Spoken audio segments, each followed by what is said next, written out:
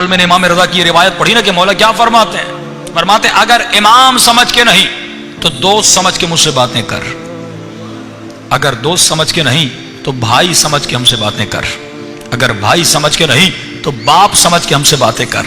مولا یہ کہنا کیا چاہتے ہیں؟ مولا بتانا چاہتے ہیں ہم بیوی سے زیادہ تم سے قریب ہیں، ہم باپ سے زیادہ تم سے قریب ہیں، ہم تمہاری اولاد سے زیادہ تم سے قریب ہیں، اسی لیے کہا کہ ہمیں یاد کرو ہم تمہیں یاد کریں گے۔ کہ کل وہ واقعہ بتایا کہ قبر میں امام حسین 3 راتیں اس خاتون کی قبر میں کیوں جاتے ہیں؟ کیونکہ انہوں نے امام کو یاد کیا۔ خدا بھی یہی کہتا اے میرے بندے مجھے یاد کر، اذکرونی اذکرکم، اگر تو مجھے یاد کرے گا میں تمہارا رب بھی تمہیں یاد کروں گا۔ اے خدا تو کہاں کہاں یاد کرے گا؟ فرمایا اگر تم نے زندگی کے ہر پہلو میں مجھے یاد کیا میں مرنے کے بعد ہر پہلو میں تمہیں یاد کروں گا، لیکن اگر تم نے اولاد کی خاطر مجھے بلا دیا، بیوی کی خاطر مجھے بلا دیا، بچوں کی خاطر مجھے بلا دیا، ان کی پڑھائی کے پیسے چاہیے تھے حرام مال کے پیچھے چلے گئے اور اپنے رب کو بھلا دیا، اپنے آقا کو بھلا دیا، تو مولا فرماتے یوم یفر المرء من اخیہ، قیامت کا دن وہ دن ہوگا کہ جب بیٹی باپ سے بھاگے گی، باپ بیٹی سے بھاگے گا، شوہر بیوی سے بھاگے گا،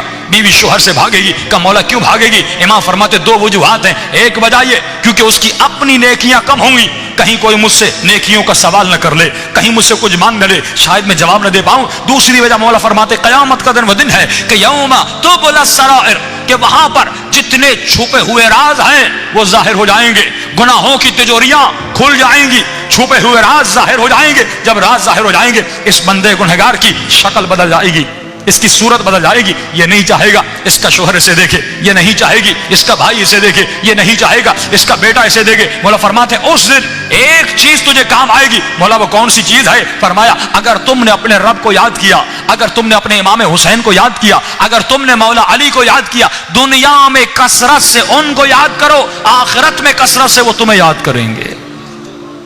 لیکن اگر ان کو یاد نہ کیا کہ مولا کیسے یاد کرے؟ فرمایا ہر لمحے میں ہمیں یاد کرتے رہو، تمہاری زبان پر ہمیشہ ذکر پروردگار عالم ہو۔ ایک دفعہ خدا کہتا ہے میرا ذکر کرو میں تمہارا ذکر کروں گا، ایک مرتبہ کہتا ہے ذکر کثیر کرو، چلتے پھرتے تمہاری زبان پر میرا ذکر ہونا چاہیے۔ ایک دفعہ کہتا ہے کہ وَاذْكُر رَبَّكَ فِي نَفْسِكَ، اپنے نفس کے اندر اپنے رب کا ذکر کرو۔ کہ مولا یہ ذکر نفسی کیا ہے؟ امام فرماتے ہیں یہ اعلیٰ ترین منزل ذکر ہے۔ کہ مولا کیسی منزل ہے؟ فرمایا ایک مرتبہ تو زبان سے اللہ کا ذکر کرتا ہے، لیکن ایک مرتبہ ملکہ حاصل ہو جاتا ہے، اب جب بھی تو سانس لیتا ہے تیری سانسیں بھی یا اللہ کہہ رہی ہیں، تیری ہر نکلتی ہوئی سانس سے اللہ کا ذکر آ رہا ہے، ہر جاتی ہوئی سانس سے اللہ کا ذکر آ رہا ہے۔ جس طرح آغائے کشمیری جب سانس لیتے تھے تو کہتے تھے لا الہ الا اللہ، جب سانس نکلتی تھی تو کہتے تھے لا الہ الا اللہ۔ یہ زبان سے نہیں کہتے تھے، یہ ذکر قلبی ہے، یعنی ان کے دل سے آواز آتی تھی لا الہ الا اللہ، ان کے دل سے آواز آتی تھی یا اللہ، ان کے دل سے آواز آتی تھی یا رحمان۔ فرمایا دل وہ عضو ہے کہ جہاں پہ